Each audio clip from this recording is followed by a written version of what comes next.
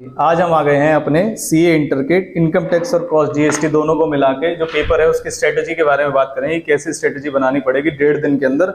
ये आपके जितने भी एग्जाम गए हैं सबसे डिफिकल्ट एग्जाम होने वाला है, प्रिपरेशन वाइज भी और ये भी।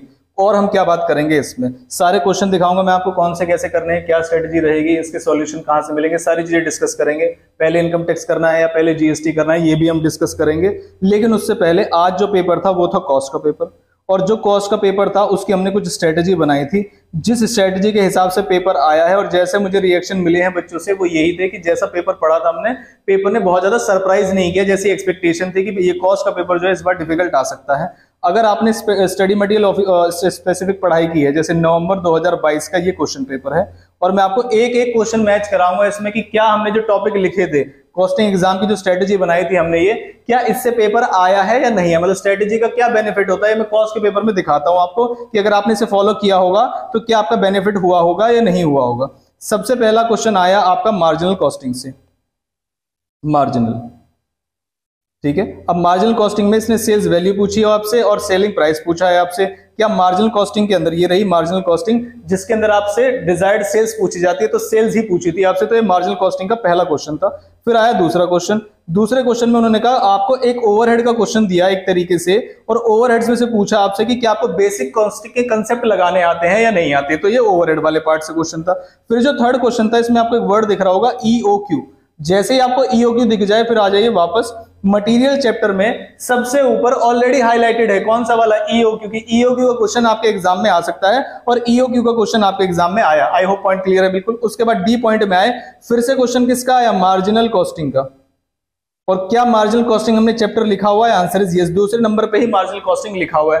क्या पूछा गया इसके अंदर, इसके अंदर पूछा गया बीईपी, ब्रेक इवन पॉइंट, और सबसे पहले जो हमने हाईलाइट किया वो उसके अंदर क्या किया हुआ है, ब्रेक इवन पॉइंट। उसके बाद फिर उसने मार्जिन ऑफ सेफ्टी, इसी के अंदर आते हैं सेल्स वैल्यू वगैरह, तो वो हमने चैप्टर के अंदर ऑलरेडी लिखा हुआ था इसके अंदर। हालांकि हमने देखो दो टॉपिक, मटेरियल सबसे ऊपर लिखा था, सबसे ऊपर का मतलब इंपॉर्टेंट है। मार्जिनल कॉस्टिंग के अंदर क्या लिखा था, बीईपी सबसे ऊपर लिखा था, मतलब क्या है, इंपॉर्टेंट है। उसके बाद नेक्स्ट जो क्वेश्चन आया है हमारा रेट्स वगैरह है, compute the machine hour rate. ये भी क्वेश्चन किससे आया है, सिंपल ओवरहेड क्वेश्चन है, मशीन आर रेट निकालना है आपको। और ओवरहेड्स के लिए हमने क्या कहा था कि ओवरहेड्स में आप सभी के सभी स्टडी मटेरियल की इलस्ट्रेशन और प्रैक्टिकल कर जाएंगे, तो आपसे उसी से रिलेटेड क्वेश्चन था ये। उसके बाद फिर आए सेकंड नंबर के बी पार्ट पे। सेकंड नंबर का जो बी पार्ट है वो देखो लेबर से क्वेश्चन है, मतलब चैप्टर का नाम बोलूं मैं तो किससे क्वेश्चन है, लेबर से। फिर लेबर से रिलेटेड उसने क्या बोला है, स्किल्ड वर्कर हैं हमारे पास और ये सब है, जिसके अंदर टाइम, पीस, होल से रोवन। अब आ जाते हैं हम लेबर। लेबर हमने कहा लिखा हुआ है, ये रहा लेबर, और सबसे इंपॉर्टेंट कहां लिखा हुआ है, सबसे ऊपर होल से और रोवन, जहां से क्वेश्चन आया है ये रहा होल से और रोवन। आगे चलते हैं और क्वेश्चन देखिए, ये आया एबीसी से, और ये बिल्कुल एज इट इज क्वेश्चन आपके स्टडी मटेरियल में मिल जाएगा आपको, ये वाला क्वेश्चन जो एबीसी से रिलेटेड है। और एबीसी और ओवरहेड्स कंबाइंड हमने बोला था कि एक भी क्वेश्चन नहीं छोड़ के जाना है आपको, स्टडी मेट के सभी क्वेश्चन करके जाएंगे। ये रहा हमारा एबीसी और ओवरहेड्स, तो बिल्कुल ऐसा ही क्वेश्चन आपको, एक एक क्वेश्चन का सॉल्यूशन आपको मिलेगा। लेकिन क्योंकि एग्जाम चल रहे हैं और अगला पेपर टेक्स्ट का है, तो सॉल्यूशन हम बिल्कुल भी डिस्कस नहीं कर रहे हैं। लेकिन जैसे ही एग्जाम खत्म हो जाएंगे हर एक पेपर का आपको सजेस्टेड आंसर मिलेगा, सॉल्व मैं कराऊंगा यहीं पर। तो आगे चलते हैं और कौन सा क्वेश्चन आया। फिर आते हैं थर्ड वाले पॉइंट पे, वेजेस पेड वगैरह है। इस क्वेश्चन में क्या करना था आपको, कॉन्ट्रैक्ट अकाउंट बनाना था और एस्टिमेटेड टोटल प्रॉफिट। ऐसा क्वेश्चन कॉन्ट्रैक्ट कॉस्टिंग में है एग्जाम में, मतलब आपके स्टडी मटेरियल के अंदर है। और कॉन्ट्रैक्ट के अंदर भी हमने यही लिखा था कि आप स्टडी मटेरियल की सभी illustrations, complete study material question आप करके जाइए, तो कॉन्ट्रैक्ट का आपको यहां से क्वेश्चन मिला। फिर आते हैं थर्ड के बी पार्ट पे, ये आया आपका प्रोसेस से, प्रोसेस कॉस्टिंग। और प्रोसेस कॉस्टिंग के अंदर दो प्रोसेस है, आपसे क्या बोला है, प्रोसेस 1 अकाउंट, प्रोसेस 2 अकाउंट और फिनिश स्टॉक अकाउंट। कई बार बच्चे क्या करते हैं ना कि प्रोसेस कॉस्टिंग का मतलब होता है इक्विवेलेंट यूनिट्स वाला क्वेश्चन, तो इक्विवेलेंट यूनिट्स वाला क्वेश्चन नहीं था ये। देखिए ये आया प्रोसेस कॉस्टिंग, और प्रोसेस कॉस्टिंग में क्या बनवाना है आपको, प्रोसेस के अकाउंट्स बनवाने हैं। और पहले नंबर पे हमने ये रखा है, और ऑलरेडी मैंने इसको हाईलाइट किया हुआ था पिछली बार ही, तो प्रोसेस के अकाउंट्स बनवाए हैं। बस यहाँ पर कई बार बच्चे टेंशन आ जाते हैं, इक्विवेलेंट यूनिट्स तो समझ नहीं आ रहा मुझे, मैं प्रोसेस ही छोड़ के जा रहा हूं, तो इक्विवेलेंट यूनिट्स आया ही नहीं, ना फीफो मेथड ना कुछ, बस सिंपल अकाउंट्स बनाने को, प्रोसेस 1, प्रोसेस 2 और फिनिश स्टॉक अकाउंट। तो सिंपल क्वेश्चन था ये बिल्कुल। उसके बाद आ गए आगे, फिर आया फोर्थ का ए पार्ट। फोर्थ का ए पार्ट क्या कहता है आपसे, देखिए आगे चल के इसकी रिक्वायरमेंट पड़ती है। You are required to contribution per hectare निकालना है आपको, मतलब मार्जिनल के अंदर आता है ये, प्रोडक्ट मिक्स निकालना है आपको और मैक्सिमम प्रॉफिट। तो बेसिक कॉस्टिंग के कंसेप्ट अप्लाई करके आप इस क्वेश्चन को कर सकते हैं। बच्चे ने क्रॉस लगाया क्योंकि एक क्वेश्चन आप छोड़ सकते हैं, तो आप भी छोड़ सकते थे इस वाले पार्ट को। उसके बाद जो नेक्स्ट पार्ट आया है आपका, उसमें आपसे बोला है कि कॉस्ट पर यूनिट निकालिए और प्रॉफिट निकालिए, तो ये कॉस्ट शीट का क्वेश्चन था। और ये सिंपल कॉस्ट शीट का क्वेश्चन था, मतलब इसके अंदर कुछ भी नहीं था, direct material, direct wages, production overhead दिए हुए आपको और बाकी की चीजें आपको बताई गई हैं कि इस तरीके से दी हुई है। तो एक कॉस्ट शीट का क्वेश्चन था ये, जो कि सिंपल है। क्या कॉस्ट शीट हमने लिखी हुई है, पढ़ लेते हैं, ये रही कॉस्ट शीट। आगे नेक्स्ट 5th क्वेश्चन पे आ गए आप। 5th क्वेश्चन ने आपको क्वेश्चन में इंफॉर्मेशन, ये किस चीज का क्वेश्चन है, स्टैंडर्ड कॉस्टिंग का। मैं क्वेश्चन की डिटेल्स में बिल्कुल भी नहीं जा रहा हूं अभी। स्टैंडर्ड कॉस्टिंग के अंदर किसका क्वेश्चन है, material A B C, material variances का क्वेश्चन है।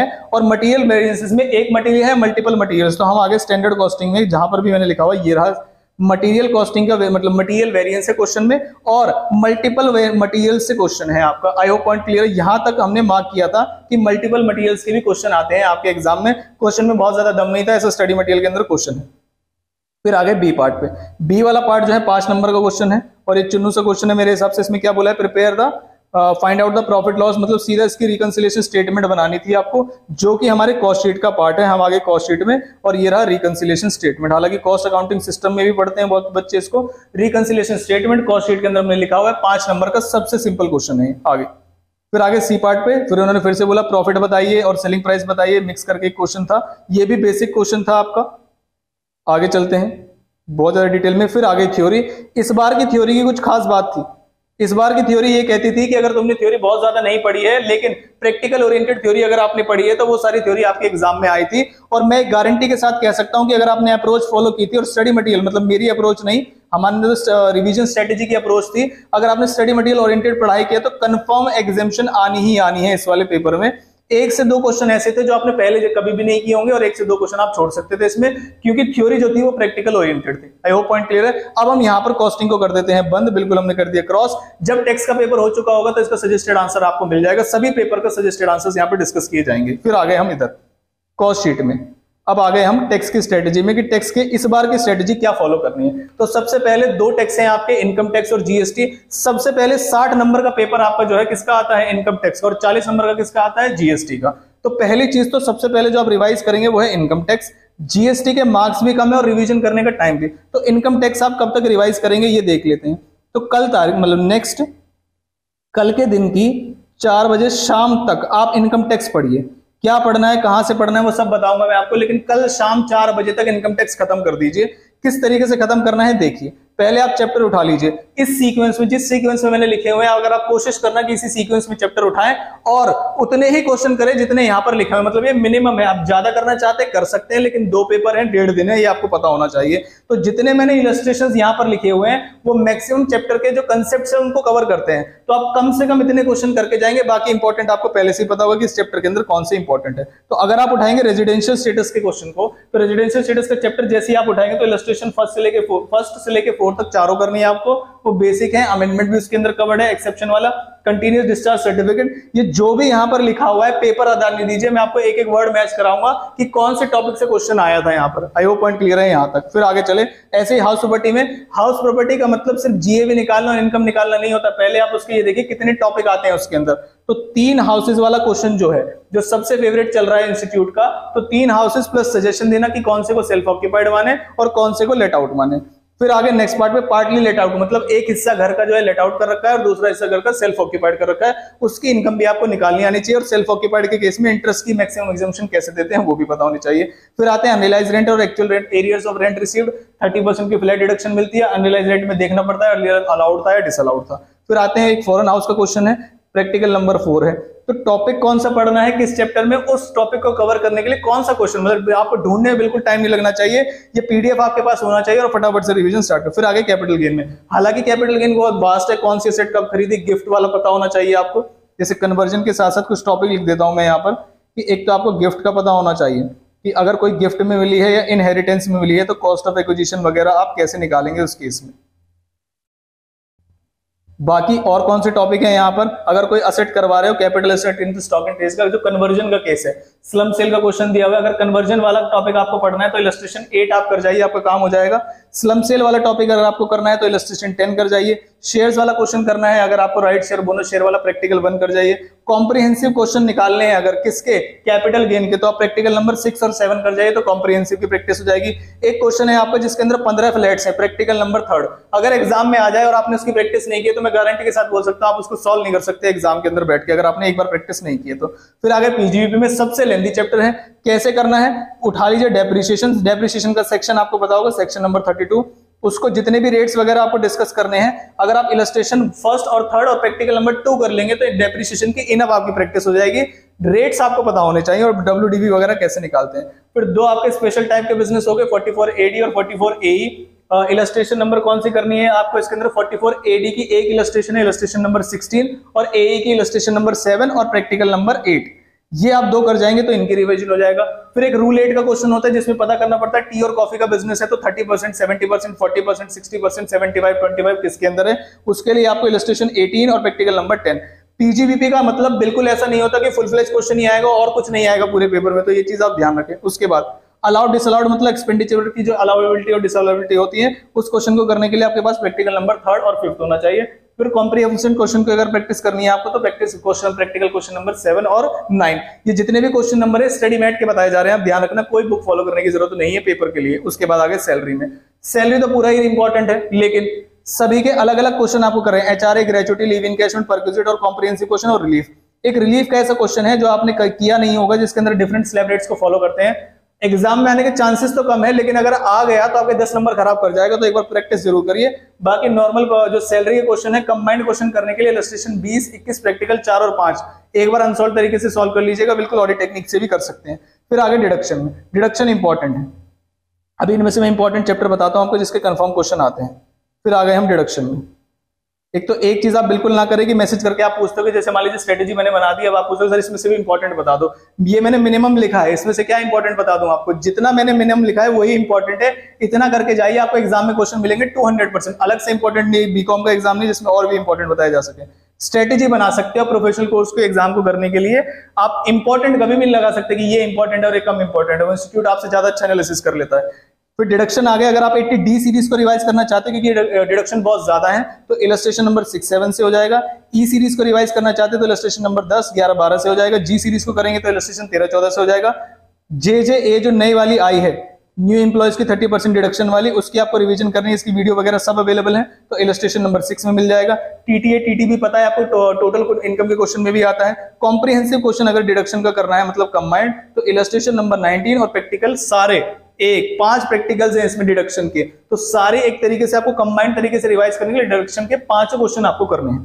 फिर आता है आपका सबसे इंपॉर्टेंट चैप्टर, मतलब बाकी तो इंपॉर्टेंट है ही, सबसे इंपॉर्टेंट चैप्टर जो हर एक क्वेश्चन के पार्ट में बन के आ सकता है, जैसे टीडीएस आपको पता होना चाहिए, टीसीएस के भी क्वेश्चन आ सकते हैं, तो वैसे तो टीडीएस को पूरा करना है आपको, वीडियोस भी नीचे मिल जाएंगे आपको, डिस्क्रिप्शन बॉक्स में नोट्स वगैरह सब मिल जाएंगे, लेकिन टीडीएस एक ऐसा टॉपिक है जो आपको छोड़ना नहीं है, अलग से क्वेश्चन आएगा ही आएगा, 4 से 8 नंबर का, तो एक कन्फर्म रखिएगा आप, जिसमें से कुछ इंपॉर्टेंट अगर आप पूछोगे नहीं सर फिर भी बता दो, तो 194C, H, IA, KM और Q ये सबसे इंपॉर्टेंट है टीडीएस के अंदर। करने के लिए इनकी इलस्ट्रेशन नंबर सामने लिखी हुई है, तो आपको बिल्कुल भी टाइम वेस्ट करने की जरूरत नहीं है। टीसीएस के 2 क्वेश्चन है वो आप जरूर देख के जाइए, और इंटरेस्ट आपको निकालना आना चाहिए। इंस्टीट्यूट ने इंटरेस्ट का एक क्वेश्चन दिया हुआ है जिसमें प्रैक्टिकल नंबर 6 है, तो ये क्वेश्चन अगर आप करके चले जाएंगे तो आपका काम चल जाएगा। फिर मैंने अदर्स का मतलब यहां पर क्यों लिखा कि इनमें से अगर स्पेसिफिक क्वेश्चन नहीं आता, हालांकि रिटर्न से क्वेश्चन आएगा ही आएगा, 139 की थ्योरी में भी आ सकता है आपसे, प्रैक्टिकल भी पूछा जा सकता है, लेकिन जो बाकी क्लबिंग, आईओएस और कंप्यूटेशन ऑफ टैक्स लायबिलिटी है, अगर इसमें से अलग से क्वेश्चन नहीं आता लेकिन ये कंबाइंड क्वेश्चन में आपके जो इनकम है उसे खराब कर सकते हैं, तो क्लबिंग के प्रोविजन आपको पता होने चाहिए कि अगर एक पर्सन की इनकम है तो दूसरे की इनकम में कैसे ऐड होगी। अगर माइनर का केस है तो ये हस्बैंड और वाइफ में से, मतलब फादर और मदर में से जिसका ज्यादा होगा इनकम उसमें ऐड करेंगे। अदरवाइज सिग्निफिकेंट इन्फ्लुएंस वाला केस है तो ध्यान रखना, जिसका सिग्निफिकेंट इन्फ्लुएंस है, जिसकी इनकम ज्यादा है, वो प्रोविजन नहीं देखते उसमें। फिर आते हैं आईओएस में गिफ्ट वाला प्रोविजन आपको जरूर रखना है, गिफ्ट वाले प्रोविजन से आपके एग्जाम में क्वेश्चन आते हैं। फिर आते हैं computation of tax liability. Computation of tax liability के तो आप सारे क्वेश्चन करके जाएंगे तो ज्यादा अच्छा है, जिसके अंदर आपको क्या पता होना चाहिए, एक तो नॉर्मल स्लैब रेट पता होना चाहिए आपको, नॉर्मल। फिर उसके बाद आपको पता होना चाहिए स्पेशल स्लैब रेट जो बताया है मैंने आपको, जिसमें 18.5% के हिसाब से टैक्स लगता है। I hope point clear. तो जो भी तीन आपके टैक्स रेट्स हैं वो आपको पता होने चाहिए कि कैसे टैक्स निकालते थे। एक ऑल्टरनेट मिनिमम टैक्स जो है AMT वाला प्रोविजन वो आपको पता होना चाहिए। तो तीनों तरीके की प्रोविजन आपको पता होने चाहिए। आई होप पॉइंट क्लियर है। ये हालांकि 18.5% ही है, एक और तरीके से टैक्स निकाला जाता है, तो तीनों तरीके आपको पता होने चाहिए। फिर आगे बात किसकी, GST की, कि सर GST कैसे करें। तो अगले दिन 4 बजे से पहले जब आप ये वीडियो देख रहे हैं, मतलब अभी तो ये मिल जाएगी आपको एग्जाम के बाद, GST कैसे रिवाइज करना है, कहां से रिवाइज करना है, कौन से टॉपिक रिवाइज करने हैं, कौन से क्वेश्चन, जैसे इनकम टैक्स के लिए बताया गया है आपको, वो एज इट इज आपको GST के लिए बताया जाएगा। ये चीज ध्यान रखिए। कल 4 बजे, शाम को 4 बजे से पहले आपको अगली वीडियो मिल जाएगी GST का प्रिपरेशन कैसे करना है और कहां से करना है। कल 4 बजे से पहले बिफोर मिल जाएगा आपको। जो भी मैंने ऊपर टॉपिक्स बताए हैं, इनसे मैक्सिमम जो सॉल्यूशंस पॉसिबल है वो आपको मैक्सिमम वीडियोस, हालांकि टेक्स्ट में मैं आपको सजेस्ट करूं कि वीडियोस वगैरह सब कुछ अवॉइड करें। क्या अवॉइड करना है पहले तो मैं यही बता दूं आपको कि ये चीज आप अवॉइड कर दें इस पेपर के लिए। जितने भी मैराथन्स आपको मिलेंगे या कोई लाइव बैठ के क्वेश्चन सॉल्व करा रहा है, तो ध्यान रखिएगा जो पेपर से पहले क्वेश्चन सॉल्व करा रहा है आप उसके अंदर देख रहे हैं, मतलब इस पूरे पिक्चर में इस बच्चे का क्या रोल है ये आपको पता है। मतलब मदर के हाथ में कंट्रोल है, वही चला रही है, लेकिन बच्चा खुश हो रहा है। ऐसे ही मैराथन के अंदर होगा टेक्स्ट के अंदर, जिसके अंदर 1.5 दिन का एक तो टाइम मिला है, आपको क्वेश्चन सॉल्व करना चाहिए, लेकिन वहां पर भी कोई और बैठ के क्वेश्चन सॉल्व कर रहा है और आप आराम से देख रहे हो, उससे आपको पेपर में सॉल्व नहीं होगा। तो मैराथन आपको अवॉइड कर देने हैं टेक्स्ट के लिए। इंपॉर्टेंट वीडियोस में नीचे उसमें डिस्क्रिप्शन में डाल दूंगा, जरूरत लगे किसी टॉपिक में तो देखें, टॉपिक के सामने लिखा हुआ है। अगर आपको आता है, आपने पहले पढ़ा हुआ है, पहले नहीं पढ़ा हुआ तो फिर कोई दिक्कत की बात ही नहीं है, लेकिन अगर पहले पढ़ा हुआ है तो आप वीडियोस के भरोसे ना बैठे, क्वेश्चन उठाए और सॉल्व करें, उससे आपको एग्जाम में समझ में आएगा। यह है आपके इनकम टैक्स की स्ट्रेटेजी जो आपको फॉलो करनी है। PDF वगैरह आपको पता ही नीचे डिस्क्रिप्शन वगैरह में मिल जाएगा। जैसे कॉस्ट में मैंने आपको क्वेश्चन मैच कराया, ऐसे में टैक्स में आपको क्वेश्चन मैच कराऊंगा। टैक्स का पेपर मुश्किल आने वाला है, ध्यान रखना। स्टार्टिंग की जो 3 पेपर गए हैं, अगर तैयारी नहीं है तो कोई भी बोल सकता है कि अकाउंट्स वाला मुश्किल था, ये लॉ वाला मुश्किल था, कॉस्ट वाला मुश्किल था, लेकिन अगर आपने through out study material oriented तैयारी की है और रिवीजन पैटर्न्स को फॉलो किया है, तो कोई भी पेपर ऐसा नहीं था जो आपके 40 नंबर भी मतलब खत्म करा दे आपके, या पास होने की पॉसिबिलिटी खत्म करा दे। तो टैक्स का पेपर ऐसा है जो ऐसे चैलेंजेस ला सकता है आपके लिए। लास्ट टाइम टैक्स का पेपर बहुत ईजी आया था, तो उसमें क्या मार्किंग की थी इंस्टीट्यूट ने, आपको पता है। अच्छे से अच्छे बच्चों के जो मार्क्स हैं वो काटे थे, अंधाधुंध नंबर काटे थे, कैसे काटे थे उन्हें खुद भी नहीं पता। तो अगर पेपर बहुत ज्यादा डिफिकल्ट आता है तो उस केस में आपकी मार्किंग इस हिसाब से होगी। तो पूरी स्ट्रेटेजी के साथ फॉलो करें। जितने क्वेश्चन मैंने यहाँ पर लिखवाए हुए हैं ये बेयर मिनिमम है, आप चाहें तो ज्यादा कर सकते हैं, और जो इंपॉर्टेंट आपको जहां से भी पता चले होंगे। GST के लिए हम मिलेंगे कल 4 बजे। कॉस्ट के पेपर को डिस्कस करना बंद कर दीजिए, सॉल्यूशन एक एक क्वेश्चन का मैं यहाँ पर अपलोड करूंगा, लेकिन पेपर खत्म होने के बाद। तो अभी आप इनकम टैक्स की तैयारी करिए ढंग से। GST के लिए मिलते हैं कल 4 बजे।